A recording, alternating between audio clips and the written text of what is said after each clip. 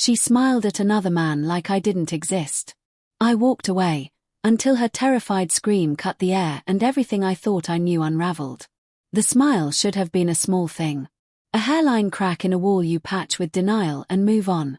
But the way it flared across her face, half warmth, half private joke, landed in my chest like a thrown stone. I felt the echo before I felt the logic, a hollow thud of disbelief, then the scent of coffee and rain and someone else's cologne folding into my memory with a precision that made me nauseous. We were on the market street because she'd said she wanted just one errand.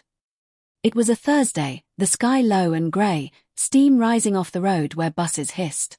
Mara stood a step away from the window of the little bookshop, a silhouette in her blue raincoat, hair plastered to her neck. She looked beautiful. God, she always looked beautiful, so when the man at the counter said something and she smiled, the world tightened. I saw the way her eyes softened at his words, the way a line at the corner of her mouth relaxed into complicity, as if she had let someone in on a secret joke I'd never been told. I told myself he was a friend. The rational list in my head, practical, bureaucratic, ran down like a receipt: barista, neighbor, colleague. But the receipts never add up when your stomach is a fist and your mind is a rumor factory. I walked away because my body knew the war before my heart could declare it. Walking away felt like self-preservation. It felt, for an instant, like dignity. I crossed the street and pretended to be interested in a neon shop window where winter coats were displayed with indifferent mannequins. My hands hated me. They trembled so badly that I almost bought a sweater I didn't need simply to have something to do with them. From that angle I could still watch. I told myself I would not watch. I stared anyway. Later, when we were home and the house hummed with its soft refrigerators and the rabbit of streetlight outside, I asked her casually what she'd been doing at the bookshop. "Oh, I ran into Jonah," she said, as if naming him explained everything. "From the fundraiser. He's in town for the week." Her voice was even.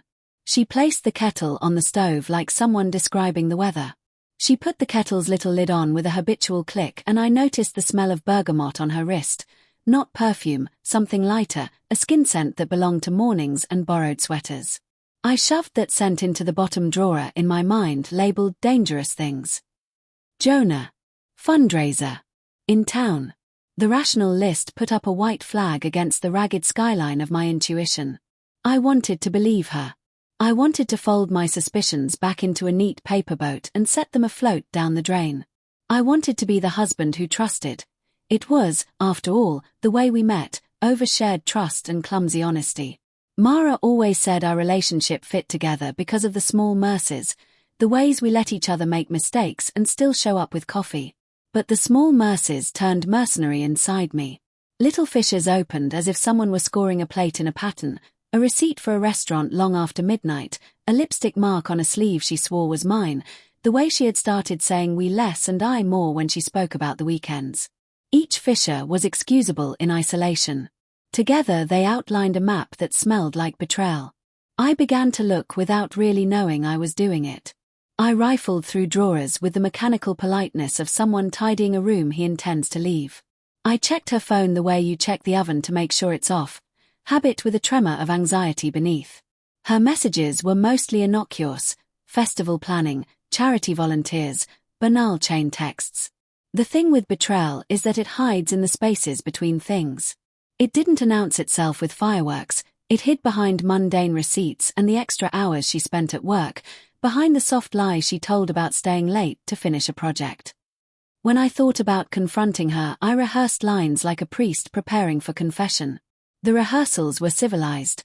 "Are you seeing someone?" But when the moment came, my voice betrayed me and asked simpler questions. Who was he? Why did you smile like that?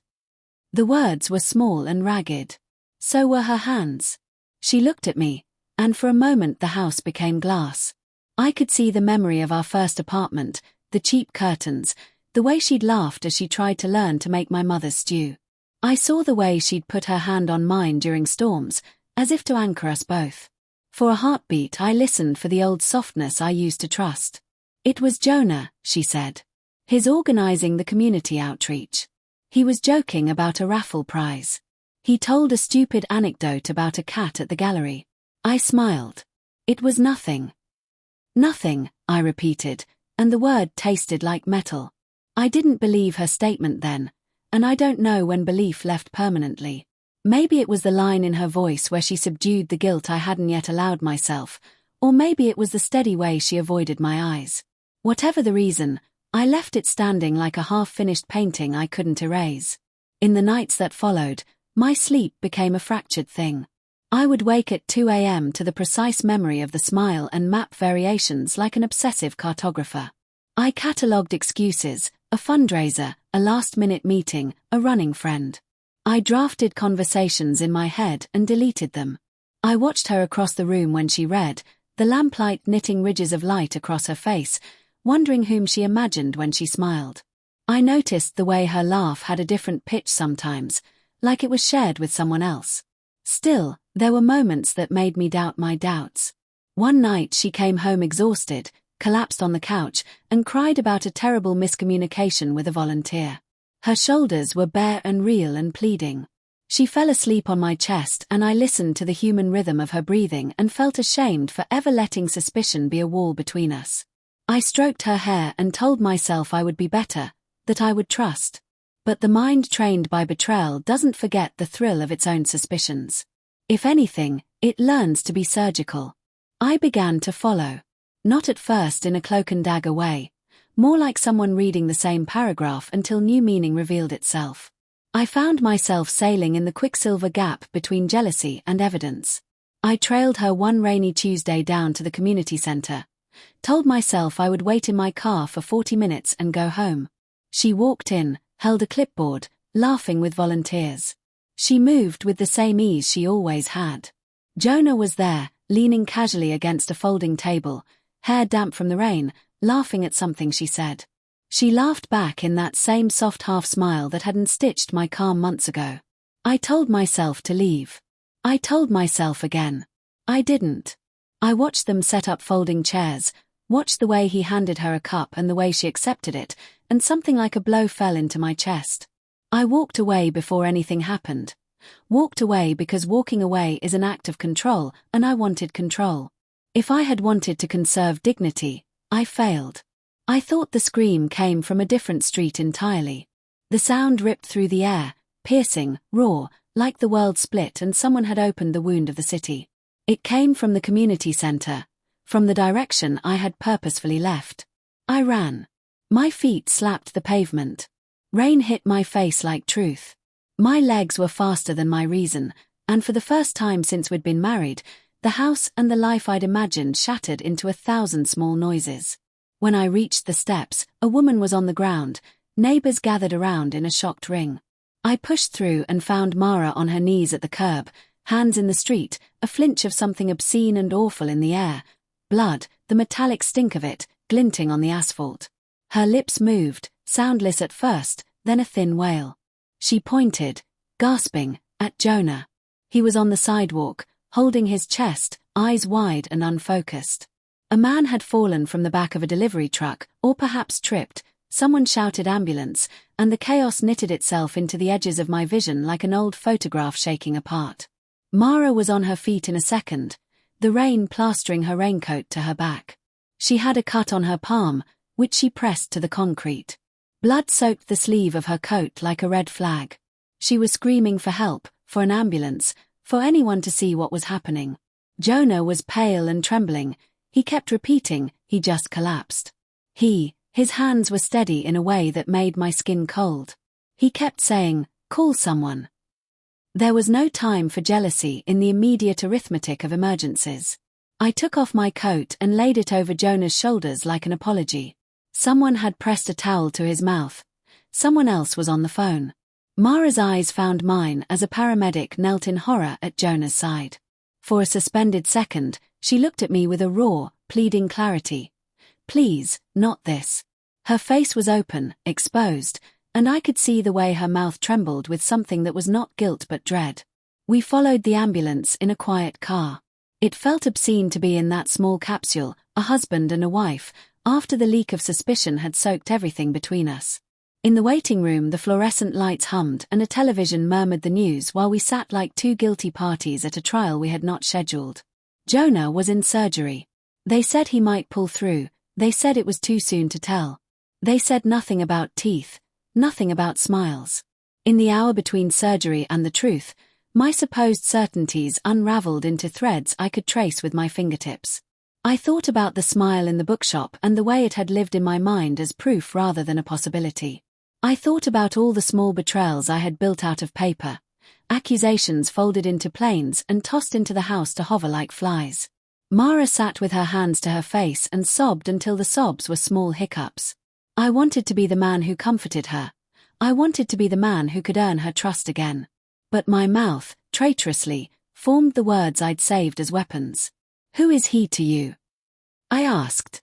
She looked at me like I had asked whether the sky was blue. "He's Jonah," she said, and her voice did not hold the soft distance I had suspected before. "He's my brother." The world stopped being an immediate thing and folded inward like a book snapping shut. My brain tried to catalogue this new fact, but the shelves were already cluttered with previous assumptions. Mara's brother. He had been living abroad for years. She had told me he was in another country, had told me he was estranged.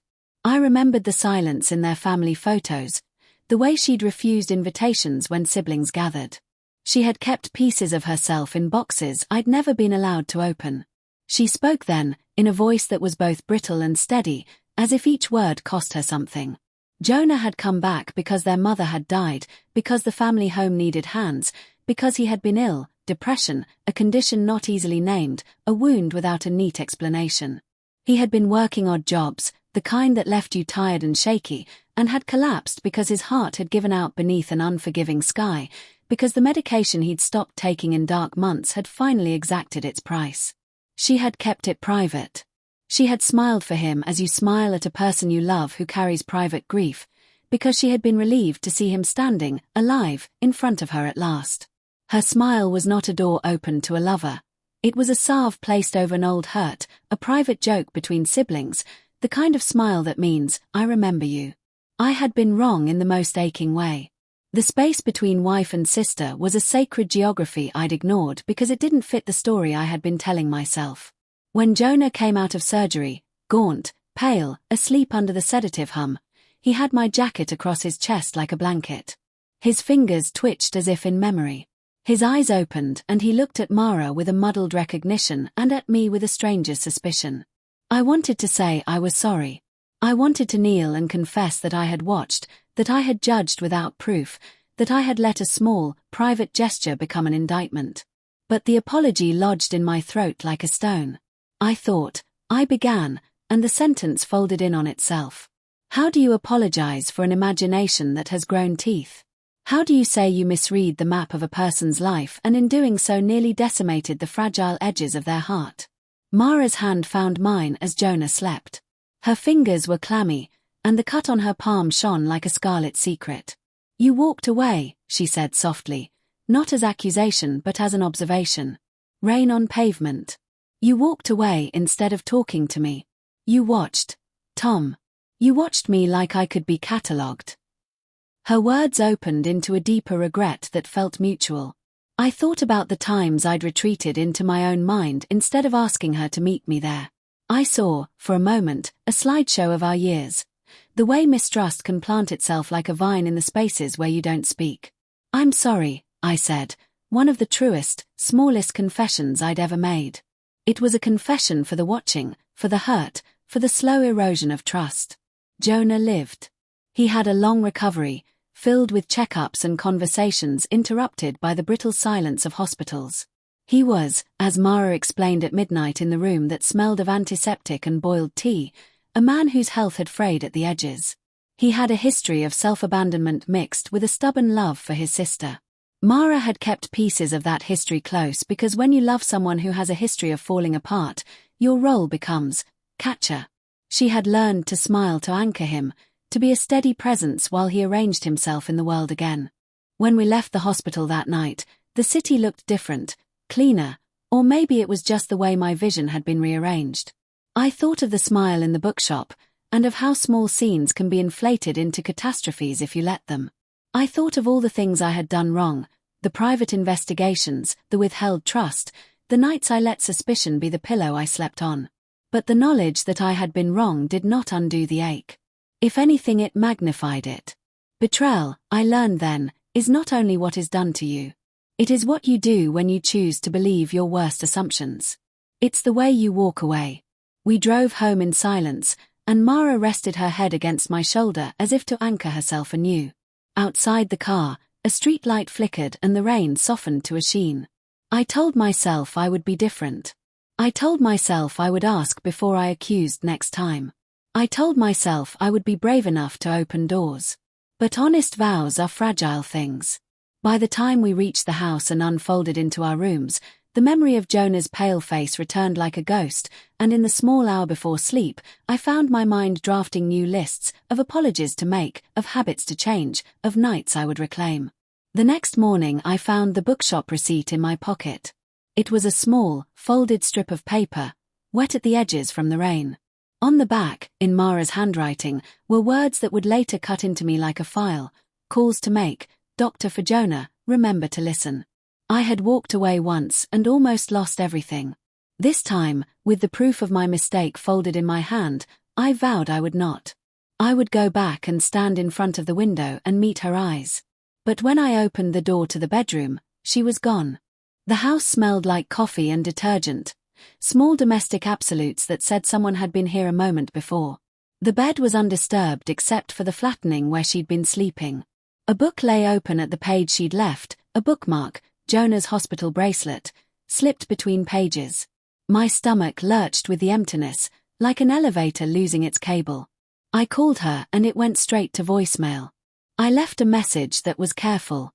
I tried not to sound like the man who had trailed her the week before, but my voice trembled. When she finally returned, I kept my tone steady and practiced. "Where are you?" I asked. Simple. Honest. It felt like the right beginning. "I went to Jonah's," she said. "He can't sleep without me there tonight." There was a pause. I could hear the soft scrape of a spoon on a ceramic mug. For a second, the old routine, home, tea, Netflix, bed, settled around my shoulders like a coat. I wanted the coat. "Can I come?" I asked, and in the asking there was the admission that I wanted to fix something that felt indelibly broken. "No," she said as if the word itself hurt. "Not tonight. It's late." My voice sounded small. "It's his night," she said. "You don't belong there." Her refusal was an electric shock. I felt the old thorn of jealousy stir, not because she'd want the company of another man but because she excluded me with the casual precision of someone keeping a wound clean. It was a wedge, and I let it pry open the brittle parts of me. I drove anyway. Jonah's apartment was on a narrow street, the kind of closeted lavender buildings that keep secrets in their basements. The door was slightly ajar. A light burned low in the living room. I listened at the threshold and heard the muffled rhythm of a television, the soft cadence of two people who fit each other in ways strangers don't. I stepped inside. There are moments in the life of a man that are irrevocable because they sequence themselves into decisions you will later have to explain. This was one. Mara looked over at me from the couch and for a second there was a flicker of surprise, then relief, then a tired welcome. Jonah sat in the armchair, chin in his hand. He looked smaller than I'd expected, raw around the edges as if life had sanded him down. "Tom," Mara said. "You shouldn't be here." "I wanted to check," I said. It was pathetic, that word, check, so childish and territorial. I stopped because I couldn't articulate any thought that wasn't the low mechanical hunger of accusation. Jonah looked at me, and his eyes were wide with an intelligence filtered through a fog.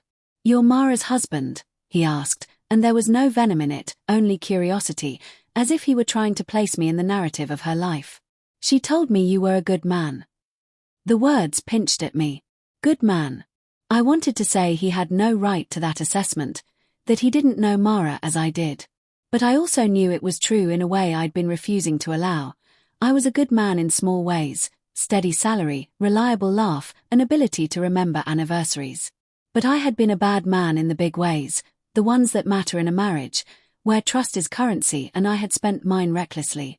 They talked about trivialities, TV shows, a recipe Mara insisted Jonah try, the weirdly comforting ritual of folding laundry at midnight. I felt like a trespasser on intimacy. The smell of sweat and hospital linen clung to Jonah's shirt.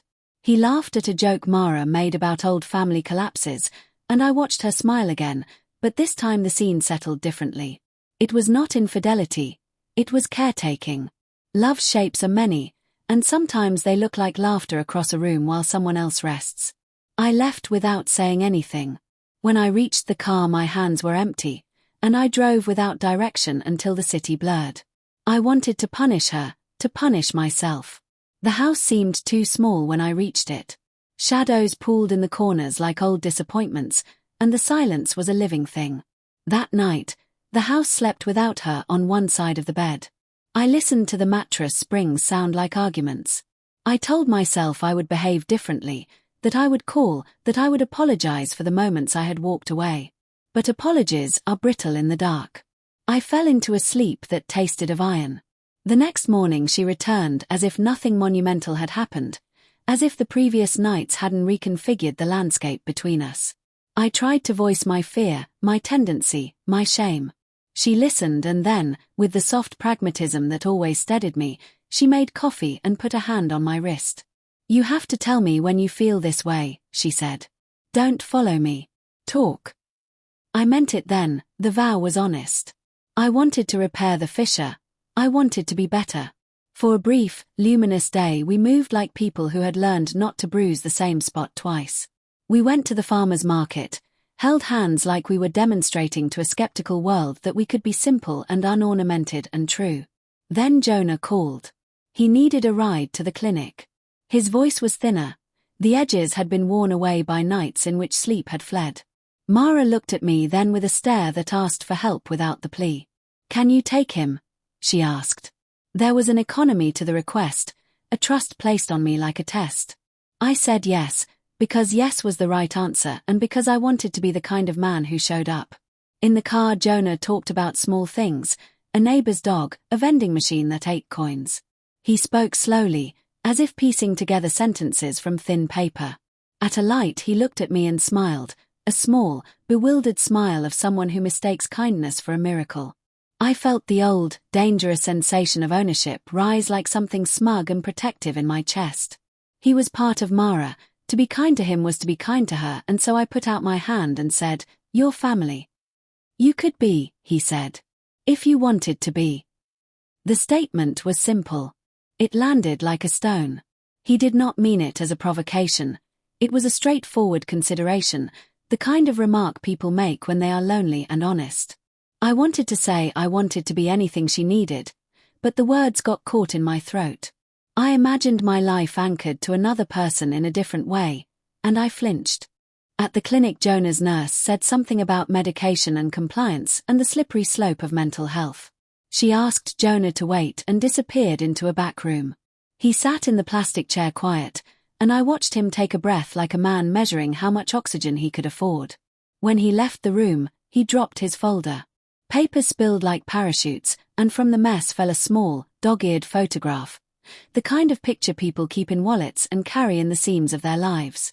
It was Mara and a boy, no, 2 boys, grinning in a backyard with a dog that looked suspiciously like our childhood mutt. Mara's hair was shorter, her laugh open and undiluted. Jonah bent to pick up the photograph and his hand brushed mine. It was a trivial contact, but it sparked a familiar, ugly current, jealousy, so potent I could taste it.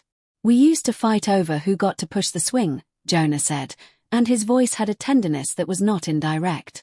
"She always let me win. She'd say I needed it more. The pieces slotted into place before I wanted them to. The son. Not mine. A child she had kept from me, a hidden geography of her past that she had never given me permission to map." I felt the floor tilt. The world, once again, simplified into betrayals and secrets. I had been excluded not because she had been unfaithful but because she had protected a childhood wound that involved a family we'd never discussed in the way you discuss the weather, unremarkable, universal. It was as if she had lived half a life I had never been allowed to see, and it hurt precisely because her protective silence felt like treachery. When Mara returned to the car, she found my face a brittle mask. "He's okay," she said. Her voice was calm, and her hand smoothed my cheek, a gesture of the old world. They're adjusting meds. What else didn't you tell me? The question came out sharper than I intended. It wasn't fair. It wasn't the day to ask. But secrets have the gravity of knives, they will pierce even in bright rooms. She hesitated. The pause was the length of years. Jonah is my son, she said finally.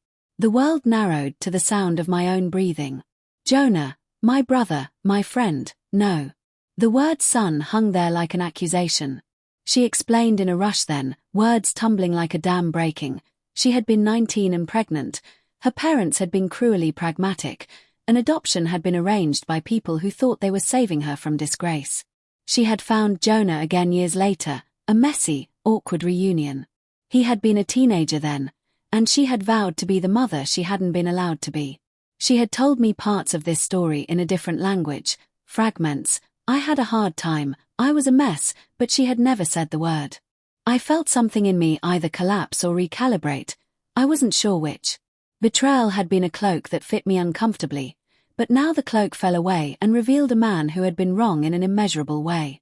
I thought of the smile in the bookshop again, this time a smile that had nothing to do with a lover and everything to do with a son seeing his mother after too many years. Anger burned, not at Mara, but at my own propensity to build cathedrals from cigarette ashes. I had been conveniently blind to the things she'd withheld because secrecy lets you maintain control. Being kept out of a painful truth is different from being deceived. It's a different species of grief. But grief is not a jury that always returns fair verdicts. We returned home in silence, stitched together by a fragile truce. Jonah came over more often. He mended in small increments, a doctor's appointment, an afternoon walk, a conversation about cartoons. He called Mara Mom with a little theatrical pride. Each time he left I felt a new kind of ache, not the hot, jealous burn but a hollow of exclusion that whispered of things she had had to carry alone. Months later, the late-night doubts returned, not because of a smile or a suspicious text but because mistrust, once unleashed, finds new prey. I would catch myself imagining scenes that had no basis, a forgotten hospital bracelet, a laugh I misinterpreted. The mind is a jealous animal and it never fully sleeps. But when the doubt rose, I would reach for Mara and say, "Tell me." She would tell me. She told me about Jonah's birth certificate, about the way she'd kept photographs in a showbox under her bed for years, about adoption papers that smelled like hospital bleach and hope. She told me about being young and terrified, about feeling shame as a physical thing that pressed on her chest like a thumb. She told me the truth in such a way that it didn't fix everything, it couldn't, but it reoriented the compass of our marriage. The truths she had not told were not weapons. They were bandages she had applied to wounds that were raw and personal. She had not told me because she wanted to protect me from the shape of her pain, but the effect had been the same as lying, it built distance. The day Jonah moved into a small apartment of his own, the three of us went to lunch at the cafe where the bookshop window faced the street. Mara reached across the table and took both our hands, a small domestic ceremony that felt like a benediction. Jonah laughed, his voice bright and irreverent, and for a moment the past was a thing softened by distance. Afterwards, as we stood on the sidewalk, a man brushed past Mara and she smiled in a casual, neighborly way. No secret joke, no private code, just ordinary warmth. The smile, seen now with the lamp of truth, looked exactly like what it was, a smile that anchored someone to life. I did not walk away. I stayed and I watched, and for the first time I felt like my presence mattered in a way that was not ownership but partnership. There was no flashy resolution. No cinematic explosion of reckoning. The real payoff, the thing that seared me, was quieter and more devastating. The knowledge of how easily I could let suspicion become a weapon against the person I loved most. What stunned me was how close I had come to losing everything for an interpretation of a movement that had nothing to do with betrayal. Weeks later, alone in the bedroom, I found an envelope tucked into the book she'd been reading the night before, the same book that had been opened the day I found the hospital bracelet. Inside was a folded photograph of Mara at 19, holding a tiny bundle wrapped in hospital cloth. On the back she'd written, in our cramped handwriting that we sometimes used for grocery lists and excuses, "I wanted to tell you sooner. Forgive me for taking my time."